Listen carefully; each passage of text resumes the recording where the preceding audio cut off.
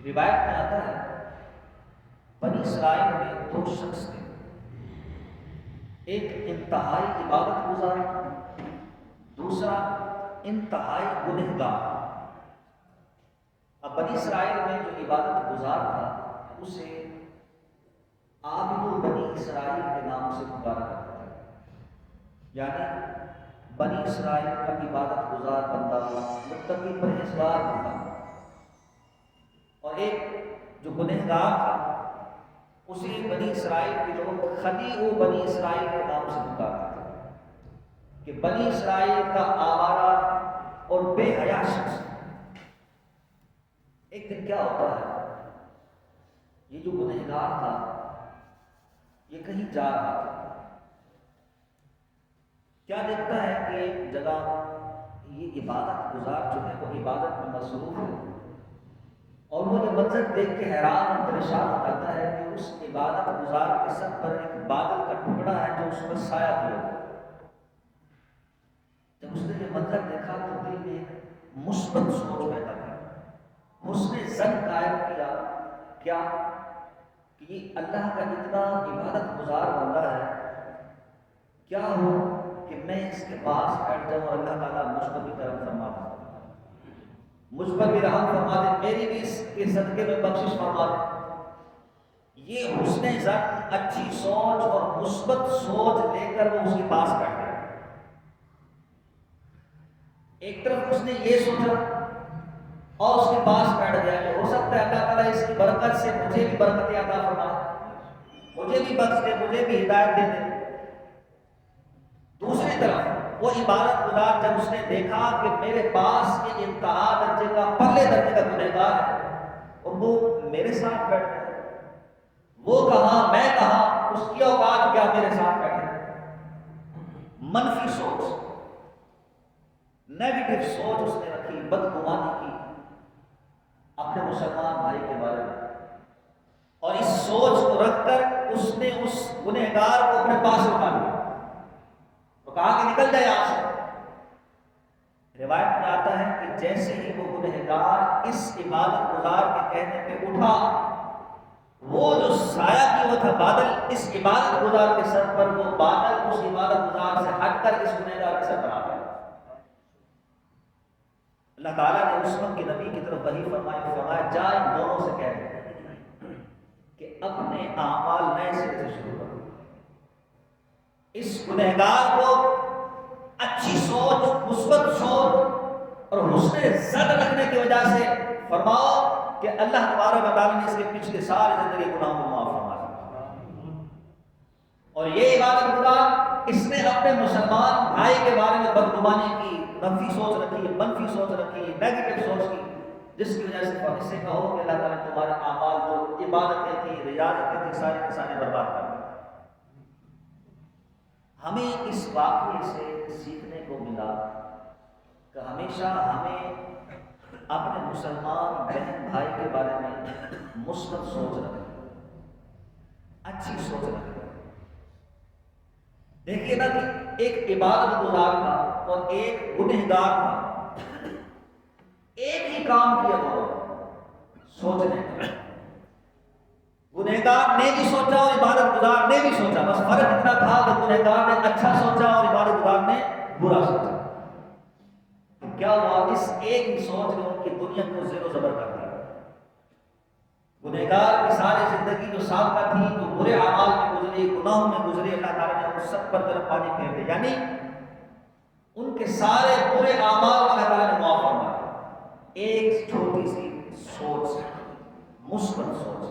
اور دوسری طرف دیکھیں تو وہ عبادت گزار، ریاضت کرنے والا، نوافل پڑھنے والا، روزے رکھنے والا، کہ ساری زندگی اس نے عبادت کی، لیکن ایک چھوٹی سی سوچ نے اس کو کہاں سے کہاں آگے کھڑا کر دیا، ساری زندگی کے نیک اعمال کو برباد۔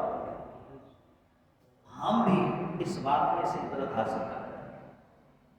کیا ہم اپنے مسلمان بہن بھائی کے بارے میں مثبت سوچ رکھتے ہیں یا منفی سوچ رکھتے ہیں؟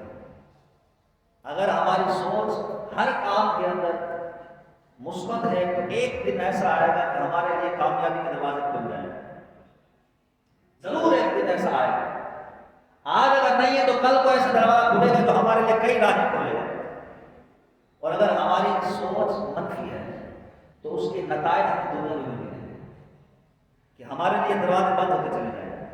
مثبت سوچ اور منفی سوچ کو لے کر ایک چیز اور بھی آتی ہے کہ ہم اپنی زندگی گزار چکے 10 سال 15 سال 20 سال 25 سال 30 سال اے ٹو زیڈ. ہم اپنے ماضی کے اندر ہمیشہ بھاگتے ہیں. ماضی کے اندر کچھ ہم نے کام ایسے کیے ہوتے ہیں کہ جن کو یاد کر کے ہم روتے ہیں, افسوس ہوتا ہے, پچھتاوا ہوتا ہے اور سوچتے ہیں کہ کاش میں یہ کام نہ کرتا, کاش میں نے اس فیلڈ کو اختیار نہ کیا ہوتا, اس فیلڈ کو اختیار کیا ہوتا کامیاب ہو جاتا, کاش میں نے یہ کام کیا ہوتا, یہ کاروبار کیا ہوتا, یہ نہ کیا ہوتا کہ میں کامیاب ہو جاتا, کاش میں نے یہ تعلیم حاصل کی ہوتی, فلاں ڈپلوما کیا ہوتا, یہ نہ کیا ہوتا تو میں کامیاب ہو جاتا. تو یہ لفظ کاش جو ہے نا یہ ہماری زندگی کو برباد کر کے رکھ دیتا ہے. لفظ کاش کیا کرتا ہے, ہماری زندگی کو برباد کر کے رکھ دیتا ہے. اس ماضی کی یاد کو جب ہم ماضی کو سوچتے ہیں, ماضی کے بارے میں یاد کرتے ہیں تو ہماری وہ یادیں جو ہمارے لیے دردناک ہوں گی ان کو یاد کر کے کئی لوگ ایسے ہوتے ہیں جو ڈپریشن کا شکار ہو جاتے ہیں. کئی لوگ ایسے ہیں. تو جو گزر چکا وہ گزر چکا, اس پہ پٹی ڈالا. سمجھدار انسان وہ ہے کہ جو اپنے ماضی سے سبق حاصل کرے, ماضی کو لے کر روتا نہیں رہے. سمجھدار کون ہوتا ہے, جو اپنے ماضی سے تجربے کرے, ماضی سے سبق حاصل کرے اور یہ کہے کہ جو میرا پیچھے گزر چکا آئندہ میں ایسا نہیں کروں گا. اس کو کہتے ہیں سمجھدار.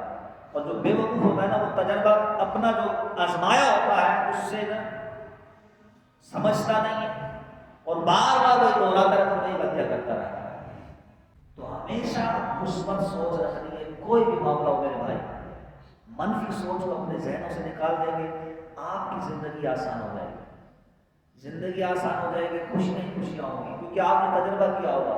جب ہم اپنے ماضی کو یاد کرتے رہتے ہیں اور وہ واقعات یاد کرتے ہیں جو ہمارے زندگی میں دکھ بھرے ہو گئے, جیسے مثلا کوئی ہمارا قریبی رشتہ دار, باپ ماں بہن بھائی بیٹا نوجوان اولاد اس دنیا سے چلے گئی, اب اس کو بار بار سوچنا, بار بار اس کے بارے میں خیال اپنے ذہنوں میں لا کے رہنا, یہ آپ کی زندگی کو مشکل بنا دے گا. پھر یہی ہوگا ڈپریشن کا شکار, پریشانیاں, کہ یہ کیا ہو گیا, وہ کیا ہو گیا. لہذا یہ چیز ہے کہ یاد آتی ہے لیکن اس کو اپنے اوپر حاوی نہ کریں. ہمارے یہاں ہوتا ہے کہ ہم حاوی کر لیتے ہیں جس کی وجہ سے ہم ڈپریشن کا شکار ہوتے ہیں. کئی لوگ ڈپریشن کا شکار اسی وجہ سے ہوتے ہیں, کسی اپنے جانے والے کو بار بار یاد کرتے ہیں. جب بار بار یاد کریں گے اس کی یاد ستائے گی, پریشانی ہوگی کہ میرے سامنے ہوتا, تو پھر رونا آئے گا. تو بار بار اس طرح کی فضولیات کے بارے میں روتے رہنا, آپ خوف خدا میں روئیں تو بنتا ہے. خوف خدا سے روئیں گے تو اللہ کے پیارے محبوب علیہ السلام فرماتے جو خوف خدا سے آنسو بہاتا ہے اس کا قطرہ زمین پر لگتا نہیں, اللہ تعالیٰ اس کی بخشش فرما دیتا ہے. تو اللہ کی یاد میں رہو جس کا کوئی فائدہ بھی ہے. اپنے گزر جانے والوں کے بارے میں رو رہے تو فائدہ نہیں ہے. ان کو فائدہ یہ ہے کہ آپ نماز پڑھ کے, قرآن پڑھ کے, عبادت کر کے, ریاضت کر کے, لنگر خرچ کر کے, صدقے وغیرہ کر کے سارے ثواب کرو, یہ ان کے لیے فائدہ ہے. ان کے پیچھے روتے رہنا یہ فائدہ نہیں ہے, یہ الٹا ان کو حیثیت دینے والی بات ہے. اللہ کرے دل میں اتر جائے میرے بات. لہذا آپ جس فیلڈ میں ہیں, جس کام میں ہیں, اس میں محنت کریں, اس میں لگن کے ساتھ کام کریں, مثبت سوچ کے ساتھ کام کریں کہ اللہ تبارک و تعالیٰ ضرور ایک دن مجھے اس کام میں کامیاب کرے. کامیابی حلوہ نہیں ہے کہ آپ بیٹھے بٹھائے مل جائیں. ہر کامیاب شخص کے پیچھے سٹرگل ہوتا ہے, کئی سالوں کی محنت ہوتی ہے تب جا کے وہ کامیاب ہوتا ہے. ہم کسی کے بارے میں سنتے ہیں اتنا لاکھوں کروڑوں روپیہ اس کے بینک بیلنس میں ہے, اتنے بنگلے ہیں, اتنے جائیدادیں ہیں, اگر گھنٹوں تیز گاڑی میں چلتے رہیں تو اس کی زمینیں ختم نہیں. تو بھائی اس کے پیچھے اس کی محنت ہے, وہ راتوں رات اس کو خواب میں نہیں دے دی. جیسے بابا خالد صاحب نے فرماتے ہیں, اس نے ملتا جلتا جملہ فرماتے ہیں کہ آپ کہتے ہو پاکستان ایسے بن گیا, پاکستان ایسے نہیں بنا. آپ کہتے ہو کہ جی علامہ اقبال کو قائد اعظم کو رات خواب آیا صبح پاکستان بن گیا, اس طرح جملہ فرمایا. نہیں, پاکستان بنانے کے لیے سالوں پہلے کوششیں کی گئی, جہاد کے جذبے ابھارے گئے, بیانات کیے گئے علماء نے, اجتماع کیے گئے، کانفرنسیں رکھی گئی، سالوں کی محنت ہے، قربانی ہے، خون دیے گئے، تب جا کے یہ پاکستان بنا۔ تو جیسے یہ پاکستان محنتوں سے بنا ہے، اسی طرح ہماری جو جاگیریں بنے گی، ہماری جائیدادیں بنے گی، جس بھی میدان میں ہم کامیاب ہونا چاہتے ہیں اس کے لیے محنت کرنی پڑے گی، ایسے نہیں بن جاتا۔ ایڈیسن جس نے دنیا میں پہلی مرتبہ بلب بنایا تھا، سائنسدان ہے ایڈیسن، اس بلب کو بنانے کے لیے 1000 مرتبہ تجربہ کیا تھا اس نے، 1000 بار تجربہ کرتے ہوئے ہر بار ناکام ہوا وہ۔ اس کے ساتھ اس کے شاگرد تھے، 1000 مرتبہ جب یہ ناکام ہو گیا تو اس کے شاگرد نے کہا جناب 1000 بار ہم نے ٹرائی کیا، تجربہ کیا، لیکن ہمیں کامیابی نہیں ملی۔ مایوس ہو گیا اور کہا کہ اس کا کیا فائدہ، ہم اپنا وقت ضائع کر رہے ہیں۔ تو ایڈیسن نے اس کو جواب دیا، کہا کہ تم یہ کیا کہہ رہے ہو، کوئی فائدہ نہیں ہے۔ ارے خدا کے بندے، یہ جو 1000 مرتبہ ہم ناکام ہوئے، ہمارے تجربے ناکام ہوئے، اس کا مطلب یہ ہے کہ ہمارے لیے 1000 غلط دروازے بند ہو گئے۔ آئندہ مستقبل کے اندر ہم 1000 غلطیاں کرنے سے بچ گئے۔ یہ ہے مثبت سوچ۔ اس واقعے میں مثبت سوچ کا بھی پہلو ہے اور محنت کا بھی پہلو ہے کہ آپ جس کام میں لگے ہوئے ہیں مایوس نہ ہوں۔ ایک دن ایسا ضرور آئے گا اللہ تعالیٰ کو کامیابی ضرور دے گا۔ اگر وہ طالب علم کی بات سن کر 1000 مرتبہ تجربہ کرنے کے بعد مایوس ہو کر بیٹھ جاتا تو آج دنیا میں بند نہیں ہوتا، بند تو جاتا، لیکن وہ مایوس ہو کر بیٹھ کوئی اور بنا دیتا، یہ ایوارڈ اس کے نام میں نہیں آتا۔ بننا تو تھا کہ رب نے لکھ دیا تو ہوگا، لیکن اگر وہ مایوس ہو کر بیٹھ جاتا اور ہاتھ کے ہاتھ رکھ کر بیٹھ جاتا اور کہتا کہ اب مجھ سے نہیں ہو سکتا تو پھر نہیں بنا پاتا۔ لیکن وہ مایوس نہیں ہوا، اس نے محنت نہیں چھوڑی، اس نے کہا میں کر کے دکھاؤں گا، اور ایک وقت ایسا ہے اس نے بلب ایجاد کر دیا۔ تو ہر کام کے پیچھے محنتیں ہوتی ہیں اور مثبت سوچیں ہوتی ہیں۔ یہ جتنی بھی ایجادات کی گئی ہیں یہ مثبت سوچ ہے، جو بھی ایجاد کیا گیا ہے مثبت سوچ کے پہلو میں کیا گیا۔ اگر وہ منفی سوچ رکھتے تو کچھ بھی ایجاد نہ کر پاتے۔ ایسے ہی اگر ہم اپنی فیلڈ میں، اپنے کام میں، اپنے کاروبار میں، اپنے شعبے میں کامیاب ہونا چاہتے ہیں تو مثبت سوچ بھی رکھنی اور ساتھ میں جدوجہد بھی کرنی۔ ہمارے ہاں کئی مسلمان حضرات ایسے ہیں، ایک کام شروع کرتے ہیں، کاروبار شروع کرتے ہیں، ایک شعبے میں جاتے ہیں، کچھ ہی 1-2 مہینے گزرتے، سال نہیں گزرتا، اس کے بعد پتہ چلتا ہے بھائی وہ دکان بند کر کے آ گئے، وہ شعبہ چھوڑ کے آ گئے، کیا ہوا؟ کہ چل نہیں رہی، کامیابی نہیں مل رہی تھی، گاہک نہیں آ رہے۔ اللہ کے بندے محنت کرنی پڑتی ہے، محنت کرنی پڑتی ہے۔ ہر کامیاب بندے کے پیچھے محنت ہوتی ہے، مثبت سوچیں ہوتی ہیں۔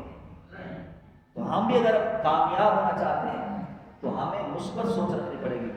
یہ تو میں نے دنیاوی مثال دی کاروبار کے حوالے سے، اگر آپ دین کے حوالے سے دیکھیں تو علامہ سعد الدین تفتازانی رحمۃ اللہ تعالی، یہ وہ شخص ہے جو انتہائی کنز ہے، حافظہ نام کی کوئی چیز نہیں تھی۔ درس نظامی جب پڑھتے ہیں تو ان کی کتابیں پڑھی جاتی ہیں، انہوں نے کتابیں لکھی۔ اب سوچنے میں آتا ہے جب یہ کنز ہے تو پھر درس نظامی عالم کورس کرتے ہوئے ان کی کتابیں کیسے پڑھتے ہیں؟ تھے تو یہ ذہین نہیں، ذہین تو تھے نہیں، کنز ہے تو پھر ان کی کتابیں کیسے آ رہی؟ وجہ مثبت سوچ اور محنت لگن۔ علامہ سعد الدین تفتازانی رحمۃ اللہ تعالیٰ نے جب طالب علم تھے، بڑے کنز تھے، حافظہ نہیں تھا، لیکن محنت بہت تھی۔ آپ ایک مرتبہ پڑھ رہے تھے کہ ایک گزرنے والا آیا، سلام کیا اور کہا کہ آ جاؤ وہاں چلتے ہیں، تمہیں کوئی بلا رہا ہے۔ آپ نے اس کو لفٹ نہیں کرائی اور کہا کہ میں اس کام کے لیے نہیں ہوں۔ دوبارہ کچھ دیر کے بعد وہ شخص آیا اور کہا کہ فلاں جگہ چلو، تمہیں کوئی بلا رہا ہے۔ آپ نے کہا میں اس کام کے لیے نہیں ہوں۔ تیسری مرتبہ دوبارہ آیا اور کہا کہ جناب آپ کو رسول اللہ بلا رہے ہیں۔